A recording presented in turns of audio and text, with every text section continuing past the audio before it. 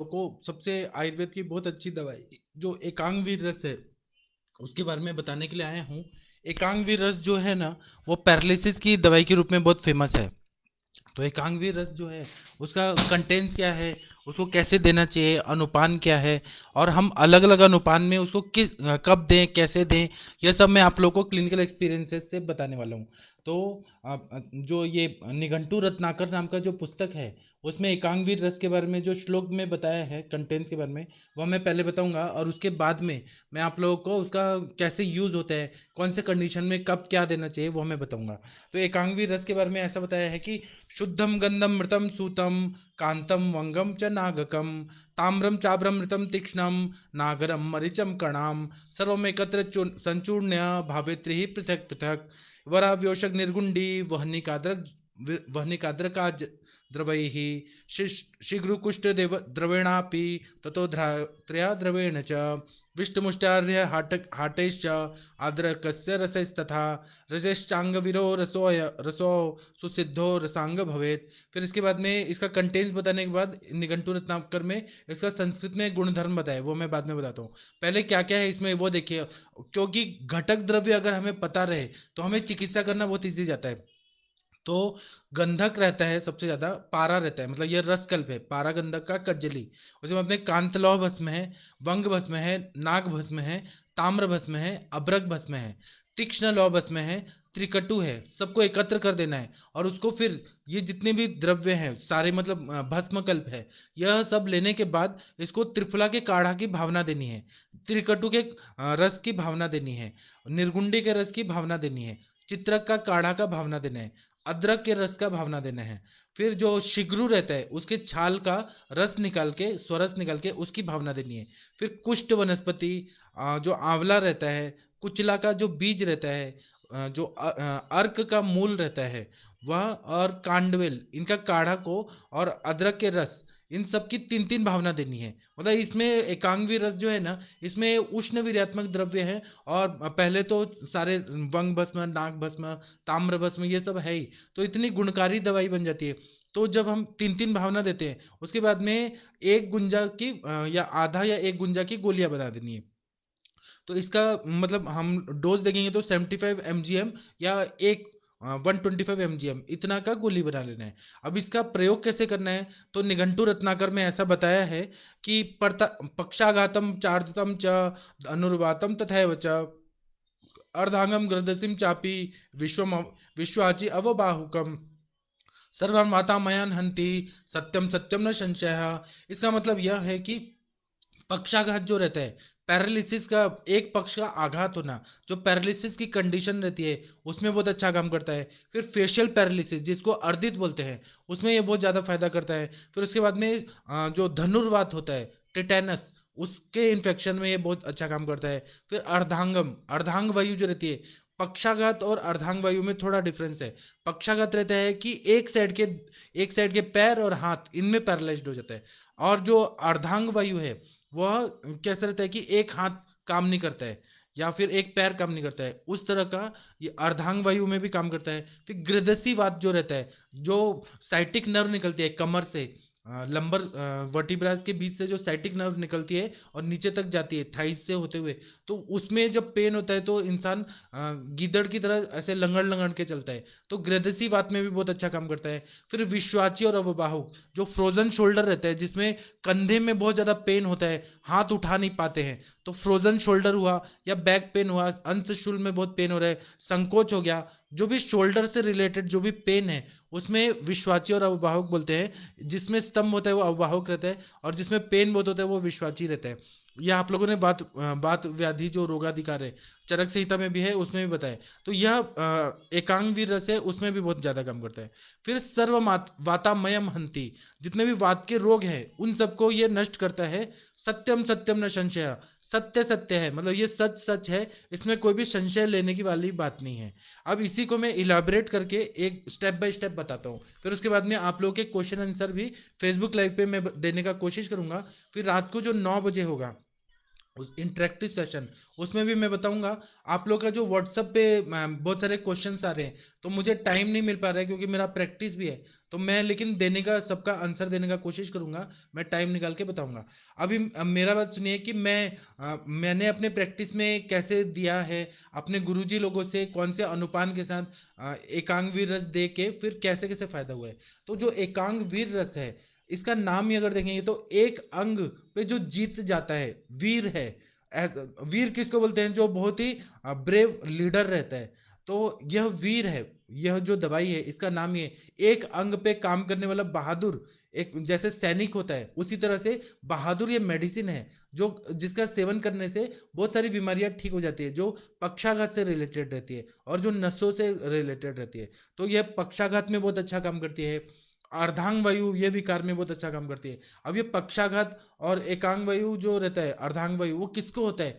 तो जो लोग ना बहुत ज्यादा चिड़चिड़े लोग रहते हैं, जिन बहुत सेंसिटिव लोग रहते हैं, जिनको कोई भी बात बर्दाश्त नहीं होती है, किसी ने थोड़ा मजाक उड़ा दिया तो वो उस बात को मन पे रख लेते हैं और वो वही बात सोचते रहते हैं। वह सोचते सोचते उनका क्या होता है कि बीपी हाई हो जाता है। बीपी हाई हो जाने के बाद ब्रेन में इतना प्रेशर बढ़ जाता है, बीपी हाई होने से सोच सोच के, कि रक्त वाहिनी फट जाती है, बस्ट हो जाते हैं, हिमोरेज हो जाता है। या फिर वो ज्यादा सोचते हैं तो चिंत्याता भी चिंतित रहता है, रस धातु की दुष्टि हो जाती है। और उसकी वजह से क्या होता है कि रस धातु का पोषण नहीं होता है, ऑक्सीजन नहीं मिल पाता है, तो ब्रेन में इस्चेमिक चेंजेस आ जाते हैं।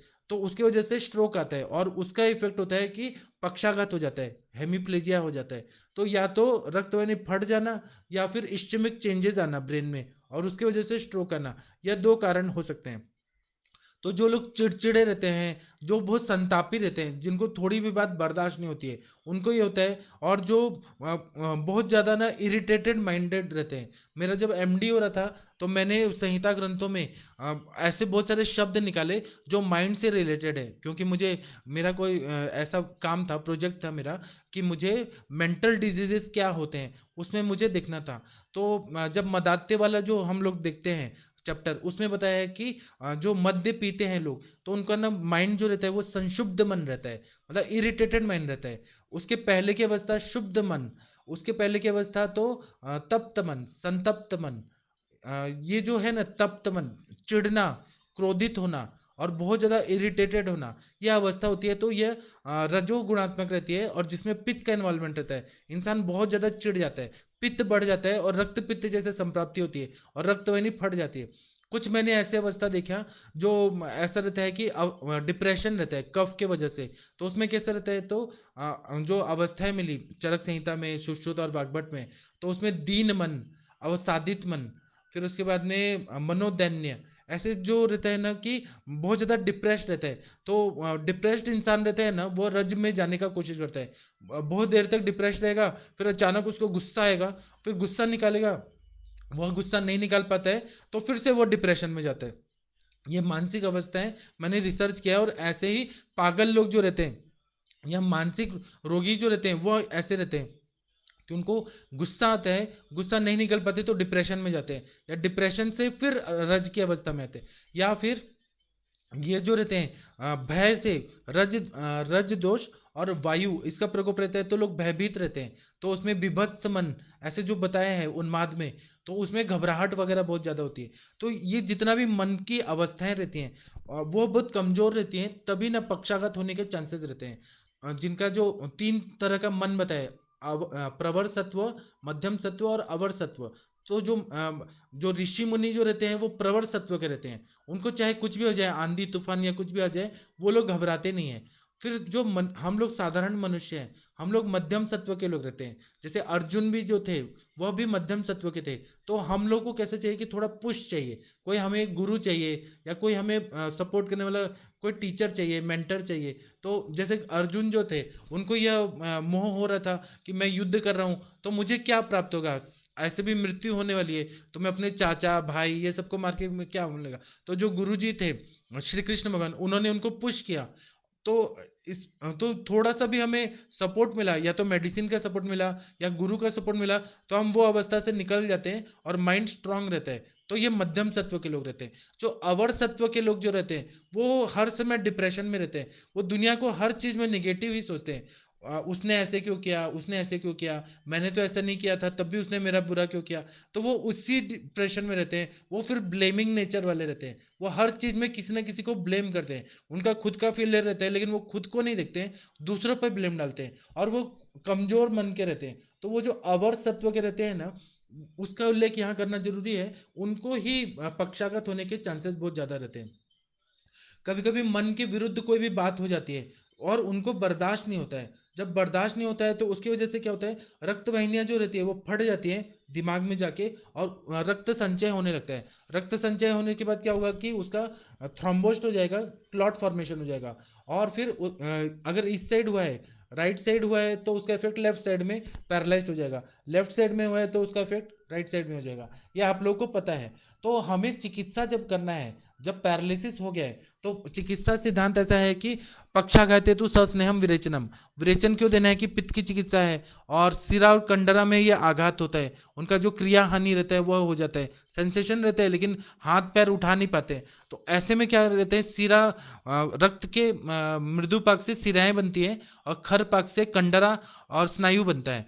तो हमें रक्त धातु पे काम करना है, इसलिए विरेचन दिया जाता है। रक्त और पित्त का आश्रय संबंध होता है। दूसरा, प्राणवायु का जो गति होता है ऊपर से नीचे की तरफ रहता है। तो प्राणवायु जो विलोमित हो गई है, जो ब्रेन तक चली गई है, विलोमित हो गई है, उसको नॉर्मल डायरेक्शन में लाने के लिए भी विरेचन कराया जाता है। ये बहुत सारे कारण आप लोगों ने पढ़ा है। और घृत युक्त ही देना चाहिए या एरंड तेल से ही देना चाहिए, मतलब सस्नेहम विरेचनम, पक्षाघात हेतु सस्नेहम विरेचनम। जब ये विरेचन वगैरह हो जाता है, उसके बाद में एक ऐसी दवाई चाहिए जो ना हमें क्रिया हानि को ताकत दे, मतलब नर्व्स को ताकत दे, और हाथ वगैरह सब ठीक से नॉर्मल कंडीशन में है। तो उस कंडीशन में एकांग रस जो है उसका बहुत महत्वपूर्ण काम रहता है। और स्नायु में जो हलचल की क्रिया है, मतलब मूवमेंट जो है, अभी extension, flexion, abduction, adduction, internal rotation, external rotation, ये सब आप लोगों ने एनाटॉमी में पढ़ा है।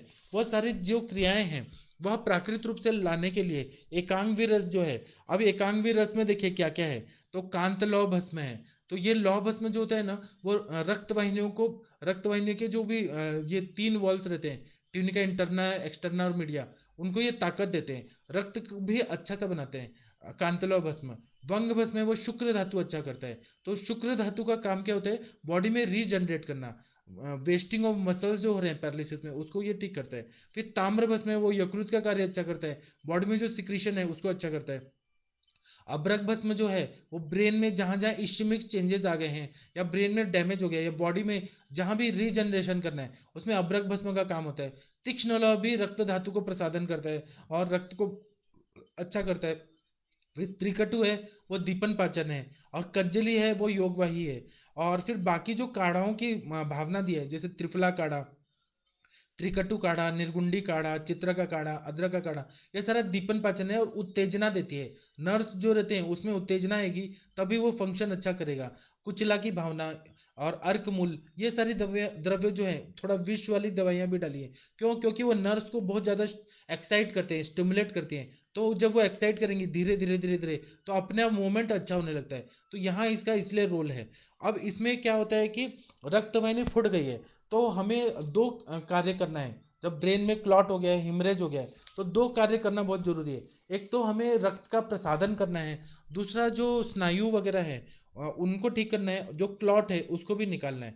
तो ये सारा कार्य जो है वह, अगर जैसे हमें रक्त का प्रसादन करना है, तो स्वर्ण माक्षिक भस्म है, ताप्यादि लौ है, गुगुल कल्प है, ये शिलाजित है, यह सब ना रक्त का प्रसादन बहुत अच्छा से कर सकते हैं। तो उसके साथ में मतलब रक्त का प्रसादन अच्छा होने के लिए, और जो ब्लड प्रेशर बढ़ रहा है उसको भी कंट्रोल करने के लिए ये सारा चीज जरूरी है। उसके साथ में हमें क्या करना है कि स्नायु और कंडराओं को और मसल्स को ताकत देना है, नर्व्स को भी ताकत देना है। उसके लिए एकांग वीरस का बहुत अच्छा उपयोग होता है।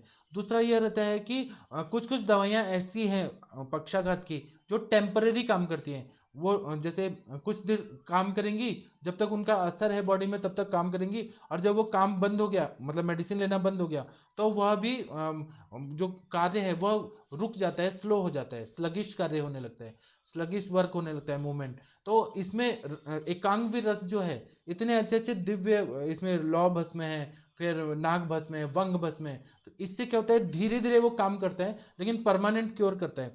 और दूसरा जो शत है, चोट लग गई है, एक तरह से हिमरेज हो गया है, रक्तवाहिनी फट गई है, तो इंजुरी को हील करने के लिए अगर हमने एकांगी रस दिया तो उसको वो अच्छा कर देता है, इसलिए एकांगी रस का बहुत ज़्यादा उपयोग रहता है। दूसरा क्या रहता है कि शारीरिक अवयव जब रहते हैं उनकी चेतना शक्ति बहुत वीक हो जाती है पैरालिसिस के कंडीशन में, और संचालन आदि क्रिया भी बहुत वीक हो जाती है, मतलब मूवमेंट भी कम हो जाता है, चेतना जो है कि हाथ उठाना है, मोटर नर्व, सेंसरी नर्व आप लोगों ने पढ़ा है, वह भी बहुत वीक हो जाते हैं, उनका कंडक्शन नहीं हो पाता। ऐसे कंडीशन में हमें दोनों चीज होता है, मतलब नर्व, सेंसरी नर्व के कार्य और मोटर नर्व के कार्य वो दोनों वीक हो जाते हैं। उसमें हमें क्या होता है कि कभी कभी इन्फेक्शन वगैरह भी हो जाता है अंदर ही अंदर, तो उसमें एकांगी रस जब देते हैं तो वो इन्फेक्शन को ठीक कर देता है। कभी कभी सिफिलिस जैसी बीमारियां होती हैं जो नर्व्स पे अटैक करती हैं, मसल्स पे, स्किन पे अटैक करती हैं, सिफिलिस या सेक्सुअली ट्रांसमिटेड डिजीज में गोनोरिया वगैरह होता है, तो उसमें भी अगर एकांगी रस को युक्ति पूर्वक दिया जाए, जैसे महामंजिष्ठादि क्वाथ के साथ वगैरह में दिया जाए, तो उसका उपयोग बहुत अच्छा हो जाता है। यह रक्तवाही नाड़ियों को ताकत देती है, वात वाहिनियां जो नर्व्स रहती हैं उसको भी ये ताकत देती है, और जो शोभ हुआ है, इरिटेशन, इन्फ्लेमेशन हुआ है नर्व्स का, उसको ये पूरी तरह से ठीक कर देती है। और दूषित रक्त संचय जो हुआ है ब्रेन में उसको भी निकालने के लिए एकांगी रस जो है वो संप्राप्ति पूरी तरह से भंग कर देती है, इसलिए उसका बहुत ज़्यादा फायदा होता है। उसके बाद में कभी कभी क्या होता है कि हम लोग रक्त प्रसादन करने के लिए ताप्या दिलो, गुगुल और स्वर्ण माक्षिक भस्म, यह सब हम लोग दवाइयाँ देते हैं रक्त प्रसादन करने के लिए, या चंद्रकला रस वगैरह देते हैं। तो उससे क्या होता है कि उस टाइम तक तो फायदा हो रहा है, लेकिन बाद में फिर से झटके आने लगते हैं, मिर्गी के झटके आएंगे या आक्षेपक झटके आएंगे, अपतानक, अपतंत्रक, ऐसे झटके आने लगेंगे, और फिर से पैरालिसिस होने के चांसेस बढ़ जाते हैं। ऐसे कंडीशन में एकांगी रस कंटिन्यू दिया जाए तो बहुत फायदा होता है। ग्रदसी बात जैसे कि मैंने बताया कि ग्रदसी में भी बहुत अच्छा फायदा होता है। ग्रदसी जो रहता है, ग्रदसी जो रहता है उसमें साइटिक नर्व जो रहता है वो कंप्रेस होता है, लंबर रीजन में कंप्रेस होने से इरिटेशन होता है, और उसकी वजह से ना, कंप्रेशन की वजह से पेन होता है और चला नहीं जाता है। ऐसे में जो ग्रदसी का जो है नर्व है, साइटिक नर्व है, उसको ना ताकत देने के लिए कुछ दवाई चाहिए, तो वह एकांगी रस होता है जो नर्व का कंडक्शन अच्छा करता है, नर्व का इन्फ्लेमेशन ठीक करता है, इरिटेशन ठीक करता है, और मतलब पेन भी अच्छा करता है, इसलिए एकांगी रस का बहुत अच्छा फायदा होता है। फिर कभी कभी जो धनुर्वात होता है, टिटेनस होता है, तो उसका जो जीवाणु रहते हैं वो शरीर में चले जाते हैं, और शरीर ना धनुष की तरह आगे या पीछे मुड़ जाता है, जिसको अभ्यंतरायाम या बाह्य अभ्याराम ऐसे बोलते हैं, और धनुर्वात के सिम्टम हो जाते हैं। उसमें क्या होता है कि दर्द बहुत होता है, बेहोशी हो जाती है, दांतें ऐसे चिपक जाती है दोनों, ऐसे टिटेनस के ऐसे भयंकर लक्षण हो जाते हैं। तो उसमें कभी कभी कालकूट रस जो है उसका बहुत अच्छा उपयोग रहता है, लेकिन एकांगी रस जब वह वेग जो है वह कम हो जाए तब एकांगी रस अगर दिया जाए तो बहुत अच्छा फायदा होता है। वो कीटाणुओं को भी उसको ठीक कर देता है, रक्त वाहिनियों को भी बल देता है, वात वाहिनियों को भी बल देता है, और इस तरह से ये उसको भी ठीक कर देता है।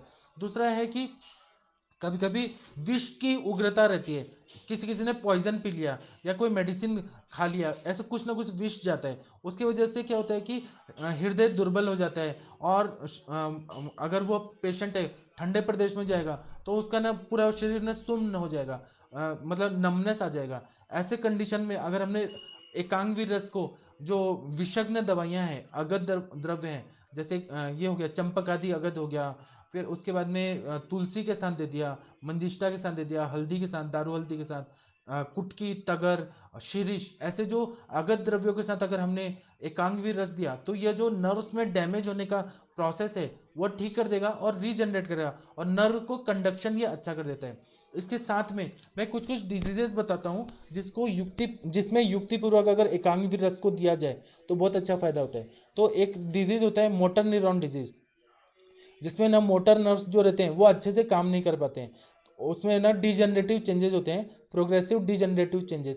उसमें अगर हमने जैसे बृहत्वा चिंतामणि, त्रैलोक्य चिंतामणि, ऐसे जो नर्व्स के काम करने वाली दवाइयाँ हैं, स्वर्णकल्प है, उसके साथ में एकांगी रस दिया तो बहुत अच्छा फायदा होता है।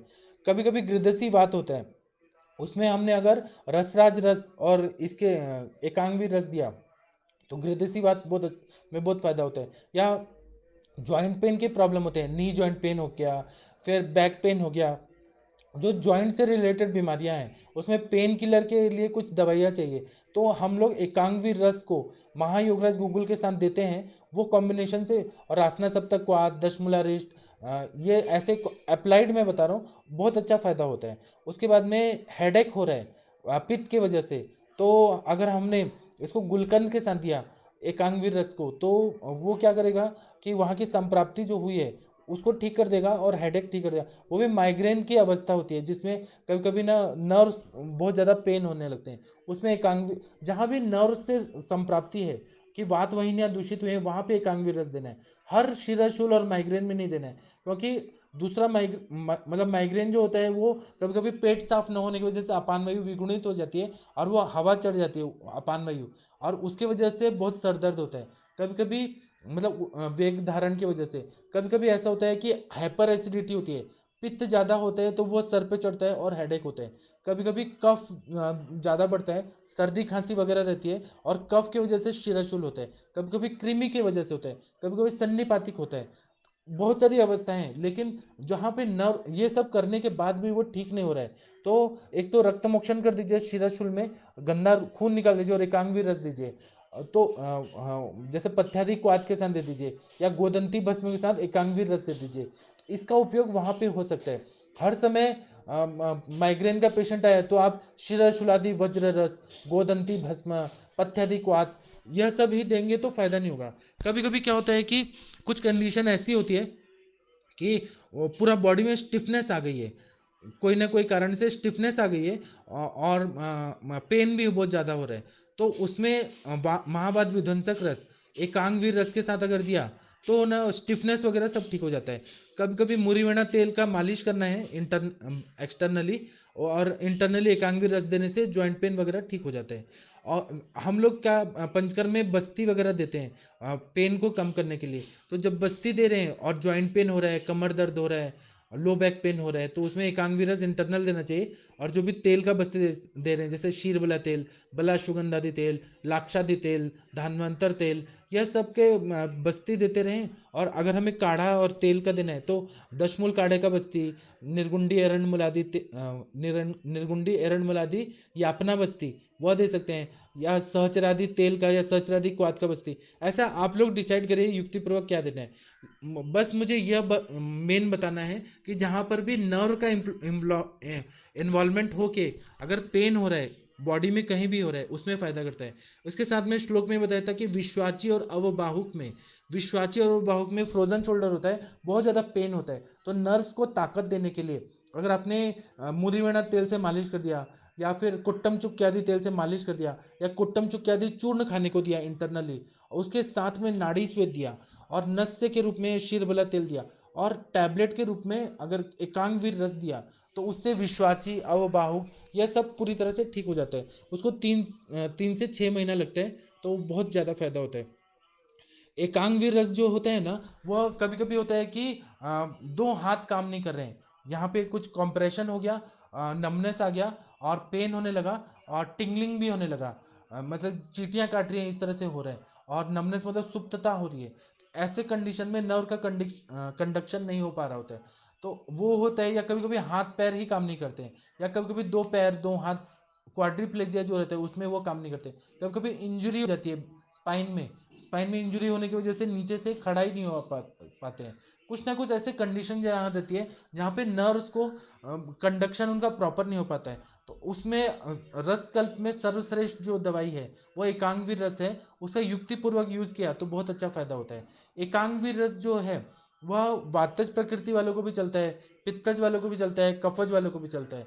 इसके लिए ऐसा कोई कॉन्ट्रा इंडिकेशन नहीं है कि इनको नहीं देना है, पित्त वालों को नहीं देना है, कफ वालों को नहीं देना है, सबके लिए देने के लिए बोला है। और इसका अनुपान बदल बदल के क्या क्या दे सकते हैं वो मैं अनुपान के साथ अपने सर के पीडीएफ से कुछ कुछ चीज़ बताता हूँ आपको, जो आप लोगों को ना प्रैक्टिस में बहुत काम आएगा।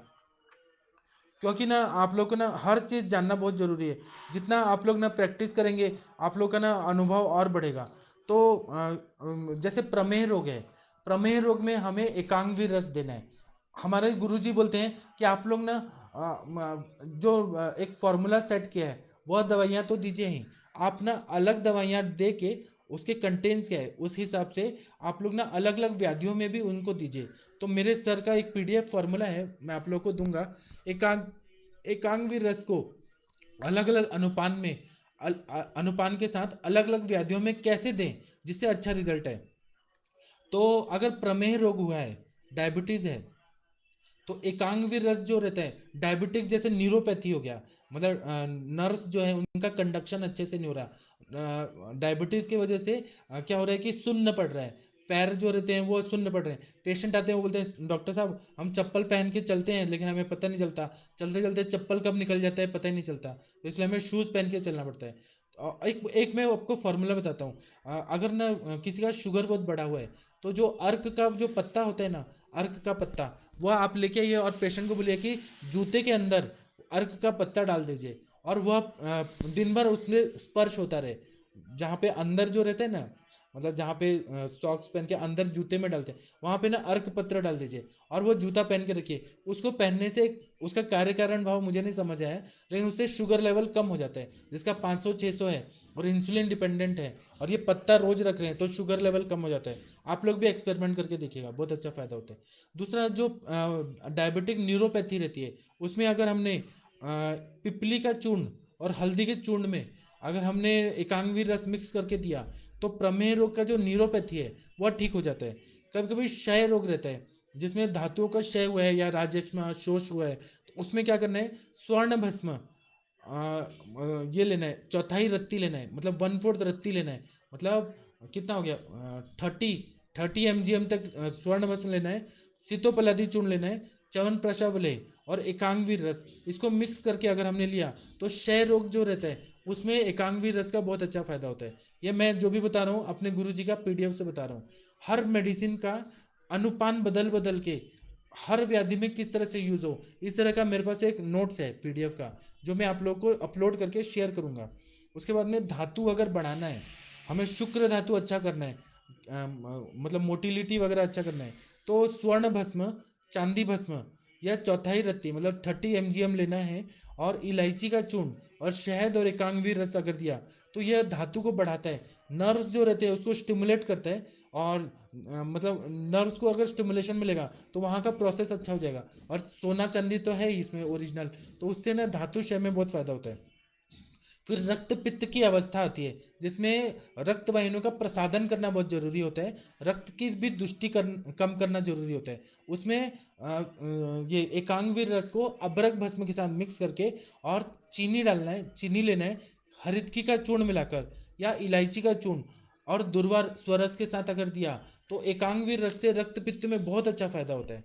कभी कभी पांडु और क्षय होता है, मतलब खून की कमी होती है और क्षयात्मक संप्राप्ति होती है, खून की कमी की वजह से वेट नहीं बढ़ रहा होता है, तो इसमें क्या क्या देना है, तो एकांगवी रस लेना है, दालचीनी लेना है, इलायची लेना है, नागकेशर लेना है, तेजपत्र, त्रिकटु चूर्ण, त्रिफला चूर्ण, इनको सबको मिक्स कर देना है, और चीनी या मिश्री मिलाकर और शहद के साथ अगर हम देते हैं ना, तो पांडु रोग और क्षय, इसमें एकांगवीर रस का बहुत अच्छा फायदा होता है। कभी कभी पैत्तिक प्रमेह होता है, तो उसमें गुड़ूची सत्व जो रहता है और मिश्री मिलाकर शहद के साथ देना है, तो पैत्तिक प्रमेह के जितने भी कॉम्प्लिकेशन है, जितना भी मैं व्याधियां बता रहा हूँ ये सारे कॉम्प्लिकेशन में बता रहा हूँ, जहाँ पे नर्व्स बहुत वीक हो गए होते हैं व्याधियों की वजह से, उसमें एकांगवी रस देंगे तो वो जहाँ भी बीमारी है उसको ना वो ठीक कर देता है और नर्व्स को ताकत दे देता है। फिर मूत्र कृच्छता होती है, जब नर्व्स वीक हो जाते हैं और यूरिन अच्छे से पास नहीं होता, मतलब जो ये होता है यूरिन पास करने की एबिलिटी जो रहती है, स्टेनोस्ट हो जाता है वहाँ पे यूरेथ्रा, या फिर वो यूरिन अच्छे से नहीं निकल पाता, तो इलायची लेना है, गोक्षुर लेना है, भूमि आमलकी का चूर्ण लेना है, मिश्री मिलाकर दूध के साथ एकांगवी रस को मिक्स करके और फिर देना है, बहुत अच्छा फायदा होता है मूत्रकृच्छता में, आप लोग देखे देखिए।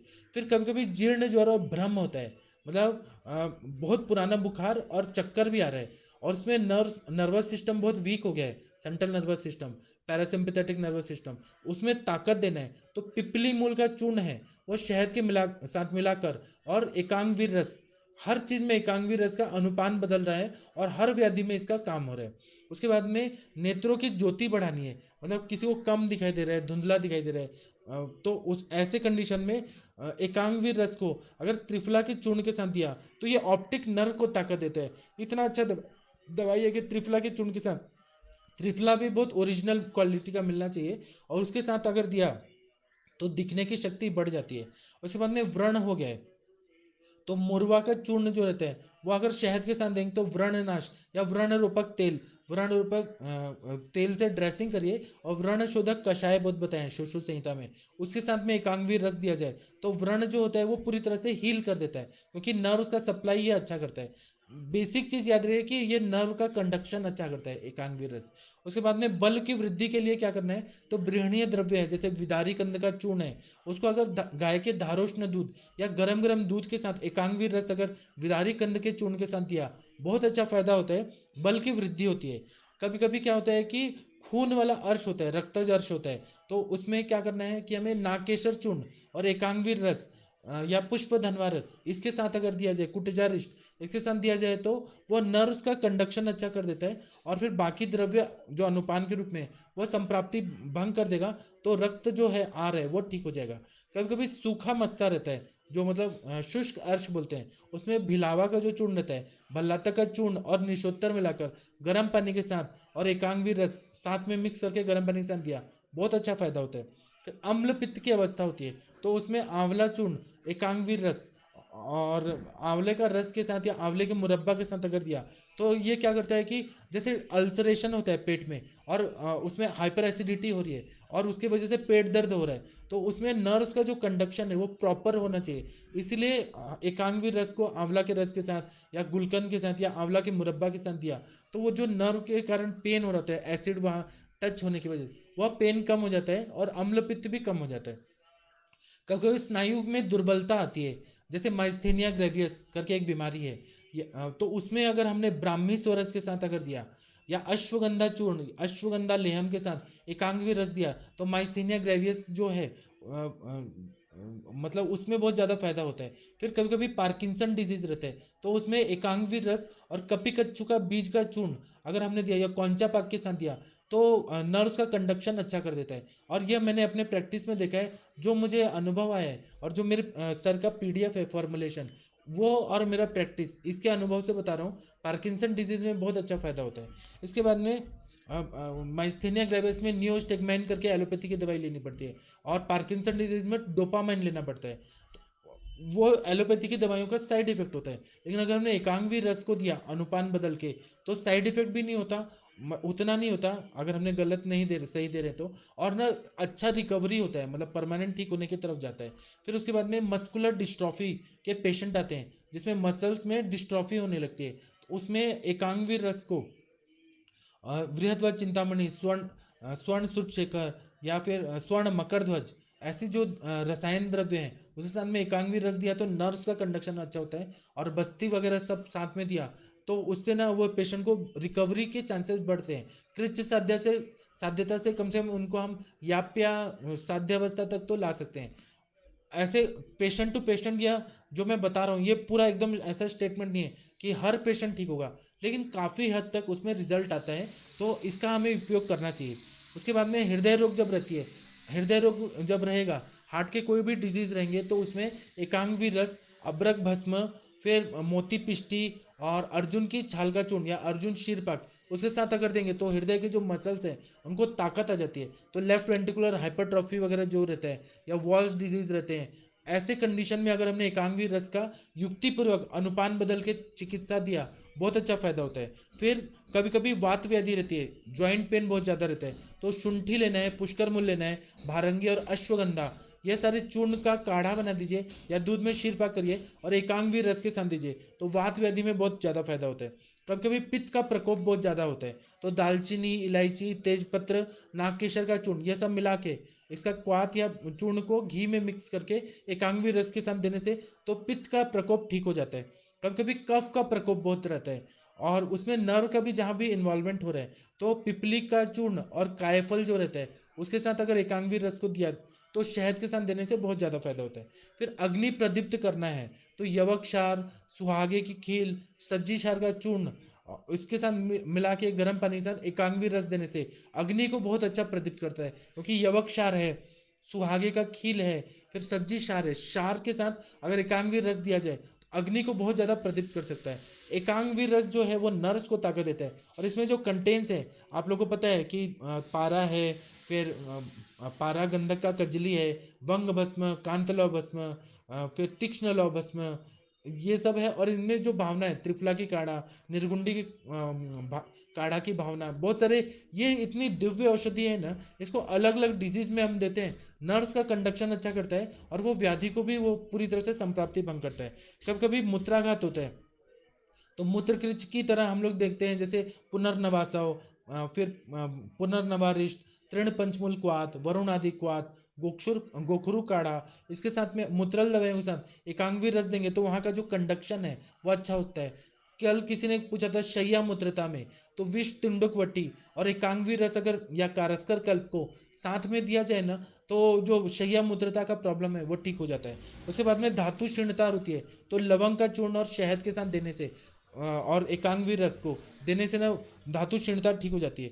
कभी कभी क्या होता है कि प्रसूता जो स्त्री रहती है उनको ना ये होता है, मतलब सूती का ज्वर होता है, तो उसमें अभ्रक भस्म, स्वर्ण भस्म, बृहत्वा चिंतामणि रस, फिर त्रिभुवन कीर्ति रस या महाज्वरांकुश रस के साथ अगर हमने अभ्रक भस्म ये हमने एकांगवी रस दिया, तो उससे क्या होगा कि प्रसूता ज्वर जो है उसकी वजह से जो वीकनेस आया है वो पूरी तरह से ठीक हो जाता है।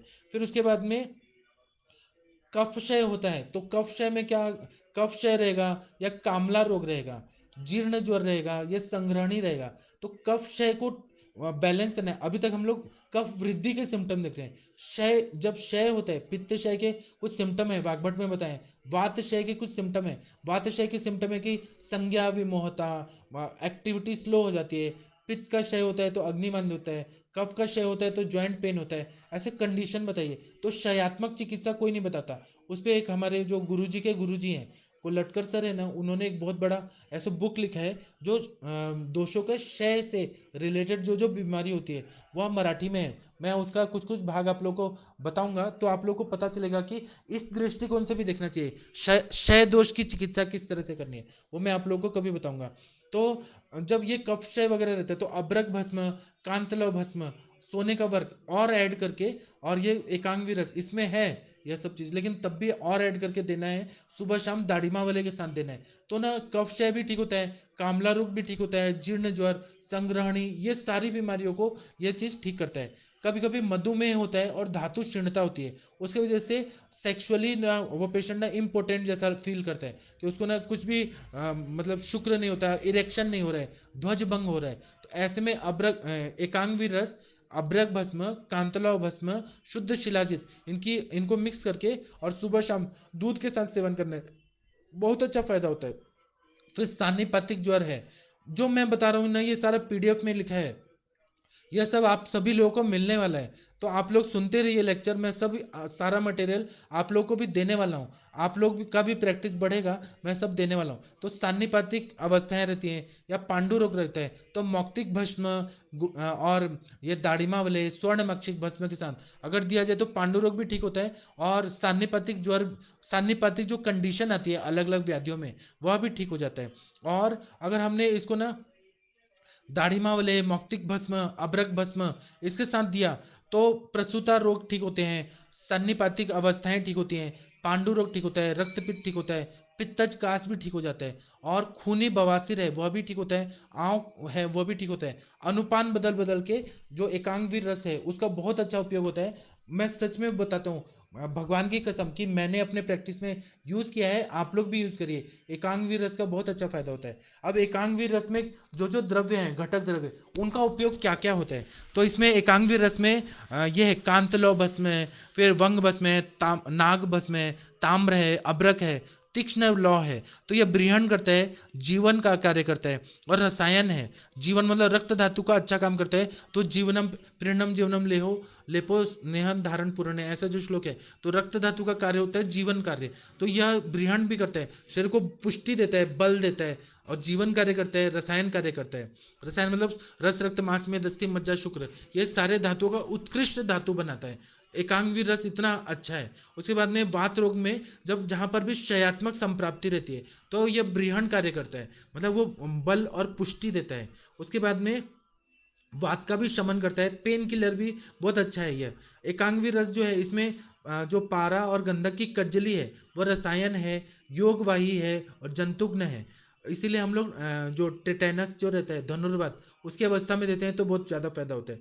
जितने भी ये वात शामक द्रव्यों के क्वाथ हैं वह सब क्या है कि बहुत ज़्यादा तीक्ष्ण है, तो वो वात वाहिनियों को स्टिमुलेट करते हैं, एक्साइट करते हैं। तो और इन्फ्लेमेशन है, इरिटेशन है, कंप्रेशन की वजह से पेन हो रहा है, वह सबको वो काढ़े की भावना दी है उसका फायदा होता है। उसके बाद में वात प्रधान या कफ प्रधान जो भी व्याधियां हैं तो उसमें बहुत ज़्यादा फायदा होता है। पित्त प्रधान में भी हम लोग देते हैं। एकांगवीर रस से तो साइड इफेक्ट नहीं होता है, लेकिन अगर पित्त प्रधान रोगों में अम्ल पित्त है, हाइपर एसिडिटी है, नाक से खून आ रहा है और एकांगवीर रस किसी किसी को सूट नहीं कर रहा है, ऐसा हुआ नहीं है आज तक, कभी देखा नहीं है, हमारे सर के भी प्रैक्टिस, अगर हुआ तो इसको गुलकंद के साथ या आंवला के मुरब्बा के साथ या दाढ़ीमा वाले के साथ अगर दे दिया तो जो अगर साइड इफेक्ट हो रहे हैं एकांगवीर रस से तो वो ठीक हो जाता है। लेकिन आज तक मैंने नहीं देखा कि इससे साइड इफेक्ट हुआ है। कभी कभी किसी को कुचला जो रहता है इसमें या अर्क मूल रहता है वो तीक्ष्ण द्रव्य है, उसके वजह से किसी किसी को असात्मता की प्रॉब्लम हो सकती है। लेकिन इसका मतलब ये नहीं है कि यह दवाई है, किसी को तो होती है, मतलब 10 करोड़ लोग में किसी को एक को हो सकती है। रात्रि जागरण वगैरह किया और उसको एसिडिटी बहुत ज़्यादा है, विदाही अन्नपान खा रहे और उसके साथ में एकांग भी रस खा रहे तो उसको ऐसे छाले वगैरह आ सकते हैं, लेकिन ऐसा कभी देखा नहीं है मैं प्रैक्टिस में। तो इसलिए एकांगी रस जो है सेफ मेडिसिन है, इसका आप लोग प्रयोग करिए। मैंने अपने तरफ से अपने सर के पीडीएफ जो फॉर्मुलेशन दिया है अलग अलग अनुपान से उससे भी बताने की कोशिश किया, अपने एक्सपीरियंसेस भी बताए। अब आप लोग का क्वेश्चन आंसर देखते हैं। नमस्ते रजनीश शर्मा जी, प्रणाम। आप कैसे हैं रजनीश शर्मा जी? प्रियंका राजपूत जी, प्रणाम आपको, ऑस्ट्रिया से आप बोल रही हैं, प्रणाम आपको प्रियंका जी। डॉक्टर अर्चना जायसवाल जी, प्रणाम आपको, नमस्ते। उसके बाद में डॉक्टर ठाकुर जी, प्रणाम सर, डॉक्टर जी नमस्ते। डॉक्टर सोनम जी नमस्ते, प्रणाम। Doctor Harjeet Singh ji, good afternoon, आपको बहुत प्रणाम। और आप अपने केसेस भी बताते जाइएगा, इंटरेक्टिव सेशन जब होता है तो उसमें आप लोग आइएगा, उसमें अपने अनुभव बताइएगा, वहाँ सभी को चांस दिया जाता है। आप लोग भी अपने अनुभव बताएंगे तो बहुत कुछ सीखने को मिलेगा। जगपाल सिंह जी प्रणाम आपको। डॉक्टर महेंद्र जी प्रणाम। डॉक्टर अदिति जी प्रणाम आपको। मैं सब लोगों को नमस्ते तो बोल दूं, इसी बहाने सबसे नमस्ते हो जाता है। डॉक्टर अदिति जी प्रणाम। डॉक्टर आसमा जी प्रणाम, नमस्ते। डॉक्टर शिल्पा यर्मे जी नमस्ते, प्रणाम आपको। डॉक्टर अमृता जी नमस्ते। डॉक्टर शेषनाथ जी प्रणाम। डॉक्टर भारती जी नमस्ते, प्रणाम। सब लोग नमस्ते बोल रहे, क्वेश्चन आंसर नहीं बोल रहे कोई। क्वेश्चन पूछिए ना, एकांगी रस में कुछ डाउट है, कभी यूज किया है, उसका साइड इफेक्ट हुआ है या कुछ डिफिकल्टी आ रही है वो पूछिए आप लोग। वैद्य अखिलेश गुप्ता जी प्रणाम। विनय मित्तल जी प्रणाम। डॉक्टर अंकित जी प्रणाम। डॉक्टर विकास विश्वकर्मा जी प्रणाम। आज आप आइएगा शाम को। डॉक्टर विकास जी आप बहुत अच्छा अच्छा फॉर्मूला बताते हैं जिससे सभी लोग को लाभान्वित, सब लोग लाभान्वित हो रहे हैं। डॉक्टर अनीता जी प्रणाम आपको। डॉक्टर वैशाली पाटिल जी बोल रही हैं I want to join WhatsApp group. आपका आपको लिंक शेयर किया जाएगा, आप उसको ज्वाइन कर लीजिएगा। उसके बाद में उमेश जी नमस्ते, आप कैसे हैं? डॉक्टर भावना सिन्हा जी नमस्ते आपको। Amrita ji very well explain, good example, thank you, नमस्ते। बालकृष्ण जी पूछ रहे हैं, बालकृष्ण जी का क्वेश्चन आया है, मैं पूरा पढ़ लेता हूँ कि ब्रेन हेमरेज है तो उनके लिए पुअर पेशेंट है तो हिमरेज है तो पक्षाघात है तो सस्नेह विरेचनम देना है। तो आप क्या करिए कि उनको अगर स्नेहन स्वेदन पॉसिबल है तो स्नेहन स्वेदन करा के घृत पान करा के और रात को त्रिवित लेहम दे दीजिए, या कोई भी विरेचन द्रव्य देके घृत पान करा के और सस्नेह विरेचन दीजिए, 12-13 दिन ये दीजिए। तो उससे क्या होगा कि जो क्लॉट वगैरह है वो हिमरेज ठीक हो जाएगा। उसके बाद में एकांगवीर रस है, फिर ये जो दवाइयां हैं बृहत्वा चिंतामणि, त्रैलोक्य चिंतामणि या महायोगराज गुगुल, योगराज गुगुल, त्रयोदशांग गुगुल, सप्तविंशति गुगुल, अलग अलग जो दवाइयां हैं रक्त प्रसादन करने के लिए ताप्यादि लो, नवायस लो, स्वर्ण माक्षिक भस्म, यह सब दीजिए। और उसके साथ में बस्ती का भी प्रयोग करिए, नस्य का प्रयोग करिए। फिर अभ्यंग के लिए मुरीवेणा तेल, कुट्टम चुक्यादि तेल, बला सुगंधादि तेल, चंदन बला लाक्षादि तेल, ऐसे अलग अलग तेल जो है, कोई भी तेल से आप लाक्षादि तेल, उससे आप अभ्यंग करिए, बस्ती दीजिए, नस्य दीजिए, तो ब्रेन हिमरेज का पेशेंट ठीक हो जाएगा। विरेचन देना बहुत जरूरी है ताकि वो जो क्लॉट हुआ है वो सब ठीक हो जाएगा। और ये मत सोचिए कि 2 साल पुराना है, उनको 3 से 6 महीना लगेगा, पूरी तरह से वो ठीक हो जाएंगे। आपको कोई डिफिकल्टी आती है तो आप इंटरेक्टिव सेशन में पूछिए। डायबिटिक पेशेंट है तो इनको मीठा चीज़ नहीं देना है, तो मीठा त्रिवित लेहम है, उनको नहीं देना है। त्रिवित लेहम के बदले आप कुछ और दे दीजिए, इच्छा विधि रस दे दीजिए कम मात्रा में, उससे फायदा हो जाएगा। या अश्वकंजकी रस दे दीजिए, या जलोदरारी रस दे दीजिए। विरेचन की कोई भी अभ्याधि मोदक दे दीजिए, कोई एक विरेचन की द्रव्य सेलेक्ट करिए और फिर वो दीजिए, मीठा चीज नहीं देना है। और बाकी पंचकर्म करके ठीक कर सकते हैं। अमित पांडे जी प्रणाम आपको। नारायणा जी प्रणाम आपको। नरेश जी प्रणाम जी। अमृता जी का क्वेश्चन है कि डेली डोज फॉर पक्षाघात ऑफ एकांगी रस 75 टू 125 mg देना है। सुबह और शाम यह डोज रहना चाहिए। आधा गुंजा से एक गुंजा, इतना ही देना चाहिए, ज़्यादा नहीं देना चाहिए। कोई भी दवाई है वो दवाई के रूप में खाना चाहिए, उसको अचार बना के नहीं खाना है कि इतना सारा हम लोग खा रहे हैं। उससे साइड इफेक्ट होता है बहुत, क्योंकि बहुत सारे उष्ण द्रव्यों का इसमें भावना है और ज़्यादा हैवी मेटल्स है इसमें। इसलिए जो अमृता जी बता रही हैं 75 टू 125 mgm इतना ही देना है, बुक में भी यही बताया। नेहा जी पूछ रही हैं कि एंक्लोजिंग स्पॉन्डिलाइटिस की चिकित्सा के बारे में गाइड करिए। एंक्लोजिंग स्पॉन्डिलाइटिस पे मेरा फेसबुक पे हुआ है लेक्चर, यूट्यूब पे भी है, वहाँ नेहा जी आप देख लीजिए, आपको लिंक शेयर कर दिया जाएगा, आप देख लीजिए, आपको मिल जाएगा। फिर उसके बाद में राजीव मल्होत्रा जी पूछ रहे हैं कि सर्वाइकल और लंबर स्पॉन्डिलाइटिस में एकांगी रस दे सकते हैं। जब सर्वाइकल स्पॉन्डिलाइटिस होता है ना, तो जब नर्व का नमनेस होता है या टिंगलिंग हो रहा होता है, या सुप्तता होती है, हाथ उठा नहीं पा रहे हैं, तो उसमें ना नर्व्स को ध्यान में रखते हुए अगर हमने एकांगी रस दिया अन्य द्रव्य के साथ, बहुत अच्छा फायदा होता है। लंबर स्पॉन्डिलाइटिस में भी अगर पेन हो रहा है, बैक पेन हो रहा है, साइटिक नर्व कॉम्प्रेस हो रहा है, चलने में तकलीफ हो रही है, उसमें एकांगी रस अगर नर्व्स को ध्यान में रखे, उसको ठीक करने के लिए, नर्व्स का कंडक्शन ठीक करने के लिए, कॉम्प्रेशन ठीक करने के लिए, यह सब के लिए अगर हमने राजीव जी एकांगी रस दिया ना, तो बहुत अच्छा फायदा होता है। आपने जो क्वेश्चन पूछा वो 100% अप्लाइड है, उसका यूज करना चाहिए और बहुत फायदा होता है। इसके बाद में गुरप्रीत जी पूछ रहे हैं कि हेडेक होने पे रक्त मोक्षण कहाँ से करना है। तो जो ब्रू का एंड होता है ना, यहाँ पे ये जो मैं उठा रहा हूँ, यहाँ पे अगर जलौका लगा दिया जाए, तो मैं आपको ना कुछ कुछ ना ये भी दिखाऊंगा, करके भी क्रियात्मक भी दिखाऊंगा। तो आप लोग को सिरावेद यहाँ पे कैसे करते हैं, यहाँ पे कैसे करते हैं, सिरावेद अगर करते हुए दिखा दिया तो आप लोगों को कॉन्फिडेंस आएगा। उसके बाद में अ, बिना गाइडेंस के और बिना अपना एक्सपेरिमेंट की तरह मत करिए। एक बार मैं एमडी कर रहा था, मेरे क्लास की एक लड़की ने किसी वैद्य का ट्रीटमेंट ले रही थी, बहुत वृद्ध वैद्य की चिकित्सा ले रही थी, और उसने लाइफ में कभी बस्ती दिया नहीं था। और उसने भारतीय विद्यापीठ के जो हॉस्पिटल है वहाँ बस्ती दे दिया, तो ना उनकी मदर को ना सांस फूलने लगा, बीपी हाई होने लगा। तो मेरे जो क्लासमेट जो बॉयज थे, उन्होंने कहा कि हम आयुर्वेद एलोपैथी का दवाई देके कंट्रोल करते हैं बीपी, लेकिन वो बोली, और उसने कभी दिया नहीं था, बहुत ज्यादा अति उत्साह में बस्ती देने लगी। जब कभी दिया नहीं है तो क्यों दे रहे, और उसने बस्ती दिया, इतना फोर्सफुली दिया, अनाफ्लेक्टिक शॉक हुआ, बीपी भी बढ़ा, और उसके बाद में हार्ट अटैक आके पेशेंट ऑन द टेबल मर गए।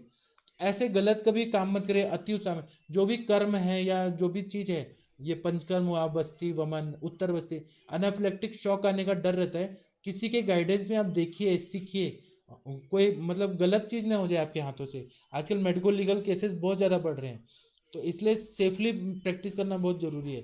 कभी भी हमारे पे नाम नहीं आना चाहिए। डॉक्टर प्रकाश सिंह जी, आपका तबीयत कैसा है?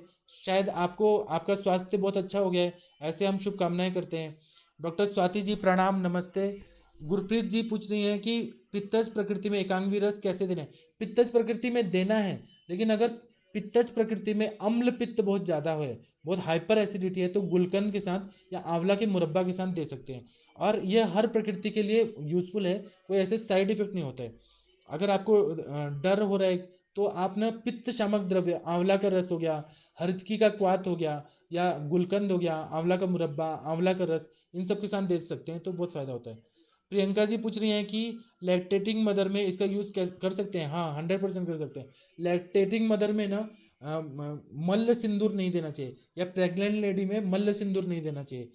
वो मल्ल सिंदूर बहुत नुकसान देता है, वो विषवत कार्य करता है। लैक्टेटिंग मदर है और उनको ये हुआ है, सपोज जैसे साइटिका का पेन हो रहा है, सीजरियन हुआ है, कमर दर्द हो रहा है, और स्पाइनल एनेस्थीसिया बहुत जोर से दिया जाता है, मतलब वहाँ पे L3 L4 में जब दिया जाता है, उसकी वजह से कमर दर्द बहुत रहती है, उनकी शिकायत होती है, ठंडियों में बहुत दर्द होने लगता है, उसमें एकांगी रस दे सकते हैं, हम लोग देते हैं, बहुत अच्छा फायदा होता है। उसके बाद में मांडवी जी नमस्ते बोल रही है, प्रणाम आपको। आज बहुत सारे कमेंट आए हैं, सब लोग देख रहे हैं। अंजू बालाजी बोल रही हैं कि how to attend on Zoom. मैं आप मुझे व्हाट्सअप करिए, मैं आपको नंबर देता हूँ, फिर मैं लिंक शेयर करूँगा या यहाँ पर दे दिया जाएगा। फिर आपको वहाँ पे 500 रुपीज़ देना है, तो आपको मतलब वहाँ पे ये दे दिया जाएगा, मतलब मेंबरशिप दे दिया जाएगा। और आप रोज़ रात को 9 बजे आइए, 9 से 10:30 बजे तक हम लोग इंटरेक्टिव सेशन करते हैं। उसमें आप अपने अपने डाउट्स पूछ सकते हैं, मैं भी बताऊंगा, और बहुत सारे विद्वान वैद्य लोग भी आते हैं, तो वो सब अपना अनुभव बताते हैं, तो आपको बहुत फायदा होगा। मैं आपको अपना नंबर देता हूँ, आप मुझे उसमें दे दीजिए। शुभम जी का भी वही क्वेश्चन है।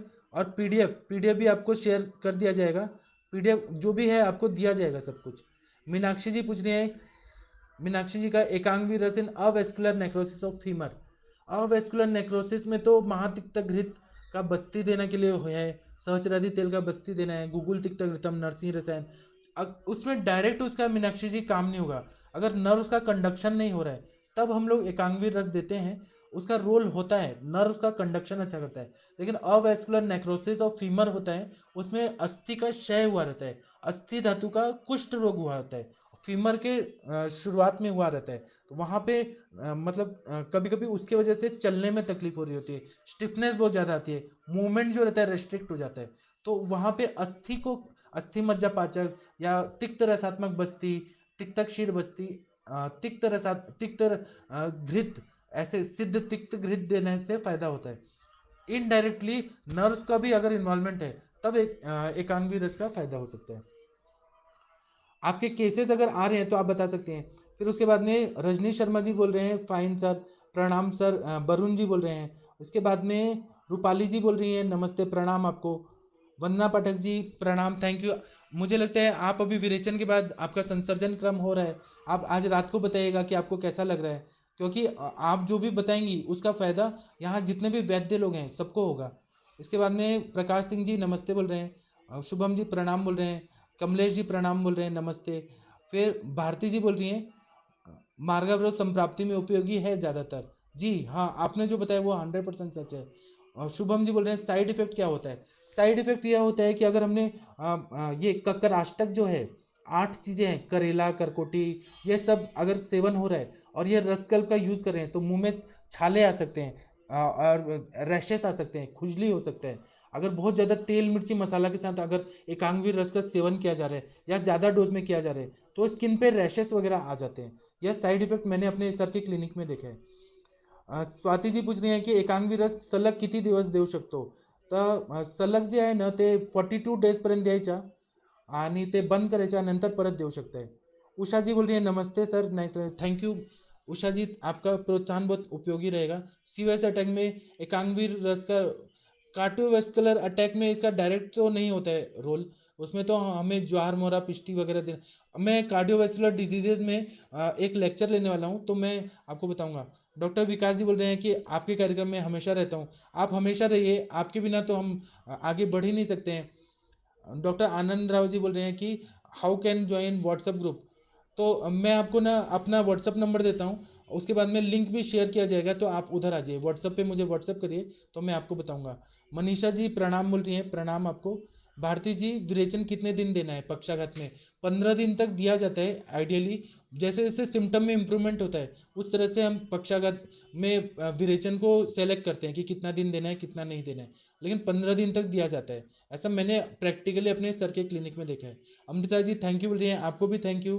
बलविंदर जी प्रणाम बोल रहे हैं, आपको भी प्रणाम। फिर प्रकाश सिंह जी बोल रहे हैं कि निगेटिव आ गई है, खांसी और वीकनेस है। आप आज प्रकाश सिंह जी रात को आइए, आप अपना अनुभव बताइएगा इंटरेक्टिव सेशन में, तो हमें बहुत कुछ सीखने को मिलेगा। प्रियंका जी थैंक यू बोल रही हैं। डॉक्टर वर्षा जी थैंक। क्लिनिकल ग्रुप के मैं आपको लिंक दे देता हूँ। सपना जी पूछ रहे हैं 42 कितने दिन तक प्रयोग करना है, तो 42 डेज तक। त्रिंजना जी पूछ रहे हैं एक्जिमिक एक्जिमा का लाइन ऑफ ट्रीटमेंट, वो मैं बाद में बताऊंगा। अभी मैं लेक्चर बंद करता हूँ क्योंकि बहुत सारे क्वेश्चन जो है वो कॉमन कॉमन क्वेश्चन है, और बाकी आप लोग को पूछना है तो आप लोग ना ये मेरे को रात को इंटरेक्टिव सेशन में आइए, वहाँ हम लोग सारा जो भी डाउट्स है वो सब क्लियर करेंगे। और आप लोग को ना लिंक दिया जाएगा, जो जो लोग नहीं ज्वाइंट हैं उनको ना आप लोग को लिंक ज्वाइन दिया जाएगा, उसमें आप लोग आइए। हम लोग ना जो प्रैक्टिशनर्स लोग हैं जिनको बहुत सारी डिफिकल्टीज होती है या अनुभव बताना होता है, सक्सेस स्टोरीज बताना होता है, उसमें आप लोग आ सकते हैं। वो रिकॉर्ड होके फेसबुक पे दिखाया जाता है। लेकिन अगर प्रत्यक्ष रूप से आप लोग आएंगे तो और ज़्यादा अच्छा लगता है इंटरेक्टिव सेशन में। उससे अपना ज्ञान वृद्धि ही होता है, नुकसान नहीं होता है। तो उसका लिंक आपको दिया जाएगा, आप आ जाइएगा। ठीक है, तो मैं अभी लेक्चर बंद करता हूँ। 55 मिनट का मेरा लेक्चर हो गया। अब हम लोग रात को 9 बजे मिलेंगे। जूम में जो लेक्चर होगा उसमें हम लोग करेंगे। तो आप लोग का स्वागत है। जिसको आना है तो यहाँ व्हाट्सएप का नंबर दिया है, आप लोग मुझे बताइए, मैं आप लोगों को लिंक देता हूँ। और वहाँ आप लोग 500 रुपीज़ दे के आयुष दर्पण को, और उसके बाद में आप लोग ज्वाइन हो जाइए। और उसके बाद में हम लोग आपको ये दे देंगे लिंक आईडी, पासवर्ड और आईडी दे देंगे जूम का। तो आप लोग कनेक्ट हो सकते हैं। प्रणाम।